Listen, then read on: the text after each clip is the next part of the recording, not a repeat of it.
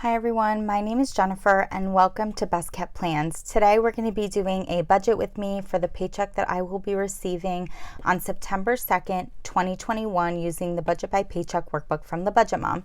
If you guys are interested in seeing that, please stick around.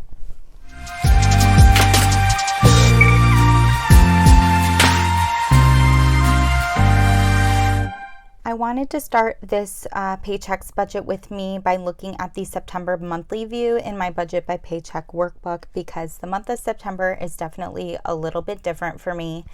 I do get paid bi-weekly, and a couple times a year I end up with a month where I receive 3 paychecks. September 2021 is one of those months. So we are doing a budget with me for the paycheck I'm receiving on September 2nd, but I'll also receive a paycheck on the 16th and the 30th of the month.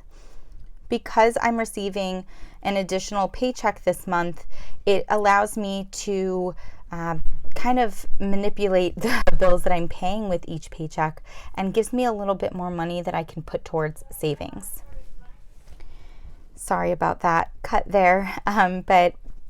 So yeah, I'm going to be able to hopefully put more money towards my savings this month because I'm able to space out my bills a little bit more.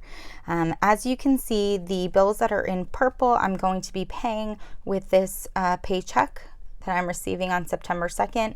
And obviously, these are not very large bills. So this budget with me is going to be pretty simple. I'm going to zoom on in here so that you guys can get a better look at the paycheck bill tracker.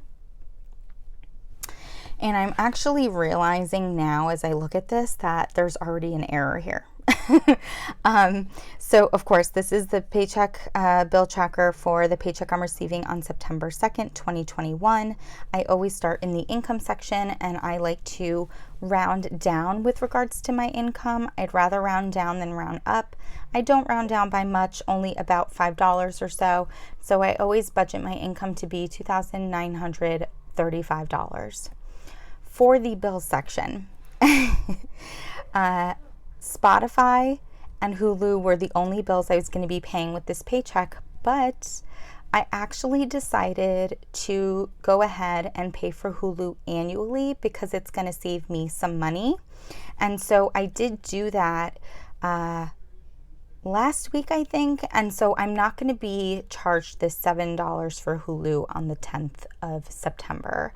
So I actually, even though I budgeted this paycheck with this Hulu withdrawal, it's not actually going to come out, which is good. I decided that since I was going to save money, I would pay Hulu annually. I already pay my Amazon Prime and my Disney Plus annually. I did look into paying some of my other bills annually, like my Netflix and my Spotify, but unfortunately, annual payment isn't an option. So I did take advantage of the Hulu. I paid it. It was in August, so I'm not going to get billed again until August 2022, and you're going to see a change in my sinking funds because of that. Since we budgeted with the Hulu, I'm going to continue with that. So my bill total is $18, and if I subtract that from the $29.35 I'm budgeting my income to be, I'm left with $29.17. That's when I come down to the envelopes or variable expense section of the budget by Paycheck Bill Tracker. I always have the same variable expenses. They always have the same denominations. I budget $200 for groceries, $50 for eating out, $50 for gas, and $200 for miscellaneous. That adds up to be $500 for my variable expenses, and if I subtract that from the $29.17 I was left with after paying my bills, I have $2,417. That's the amount that I'm going to be bringing up to the sinking fund section of the Paycheck Bill Tracker.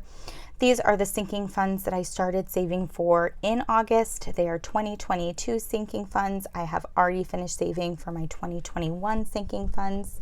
I always end up budgeting $50 for travel, $25 for Christmas. It used to be $10 for subscriptions, but because I am now adding Hulu into this sinking fund, I will be saving $15 for my subscriptions, $20 for medical, $120 for car maintenance, which includes actual maintenance to my vehicle, my car insurance, and my car taxes. $20 for birthdays, $20 for holidays. That brings my sinking funds total to $270, and if I subtract that from the $24.17 I was left with after my bills and my variable expenses, I have $2,147 left. Now, I do have debt, but my only debt is my student loans. I don't have any type of consumer debt, so I'm not putting anything into this extra debt category. All of my money after my sinking funds is going to come on down to the savings section, and it is all going to go towards my number one savings goal, which is my house savings. That's where all of the $2,147 is going to be going. And on September 2nd, when I get paid, I will make that transfer right away so that I don't risk spending any of that money on things that I don't need. One thing I have been thinking about is the fact that my checking account cushion has gotten a little bit low, and I am debating, because this is such a large value, about taking some money from that and just leaving it in my checking account to fluff up that cushion. Not 100% sure if I'm going to do that or not, but it's definitely something that I am thinking about. If I bring you guys over to the cash envelope breakdown, this is looking very similar to how it's looked on my previous budget with me's, and it will continue to look this way. I've really been doing well with budgeting or breaking down to two 20s and a 10 for my eating out envelope, one $50 bill for my gas envelope, and then a $100 bill, a 50, two 20s, and a 10 for miscellaneous.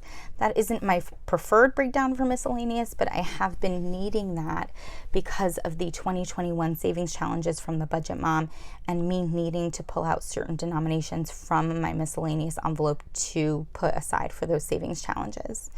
For all of my sinking funds, I always do the largest bills possible so that my envelopes don't get too bulked up too quickly. I am going to pull you guys out and just show you quickly the 2021 savings challenges on my monthly view, because I realized I didn't touch on that.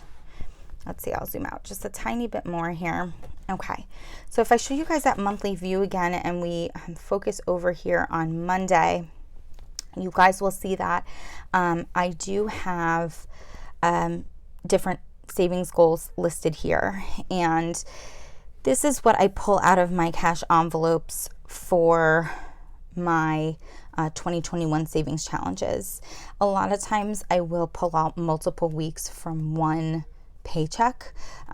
Sometimes I do need to do that. So for instance, when I get paid on the 16th, I'm going to need to take out for the 20th and 27th. So I'll need to take out $35 all at once, and I'll have to make sure I have the correct denominations to do that when I do that budget with me.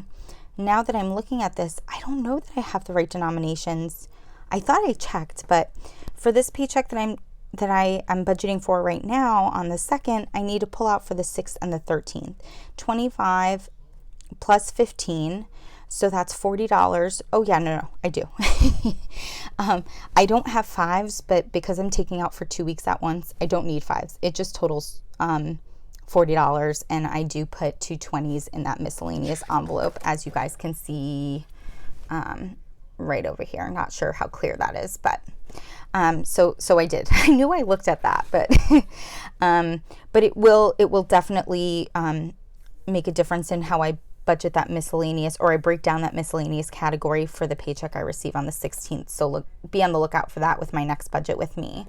Again, not exactly the most interesting budget with me, but I am definitely excited that I have such a large chunk after paying all my bills and my variable expenses and my sinking funds to put towards my number one savings goal, which is my house savings goal. Super, super excited about that. I did have an overall goal of wanting to save $30,000 in 2021 towards my house savings. I am almost hitting 20. I'm behind where I thought I was going to be. I had a lot of expenses early in the year.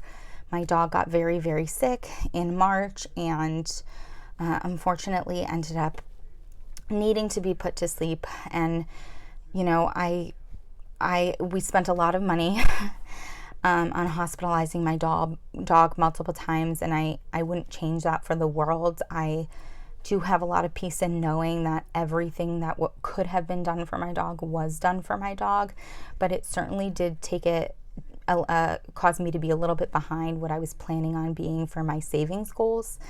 So I don't know if I'm going to hit that $30,000 savings goal. I do know that the month of September will definitely bump me up and allow me to save more than I was anticipating. So that's really exciting. I will be back in a couple of days with a cash envelope stuffing for this paycheck, so definitely be on the lookout for that.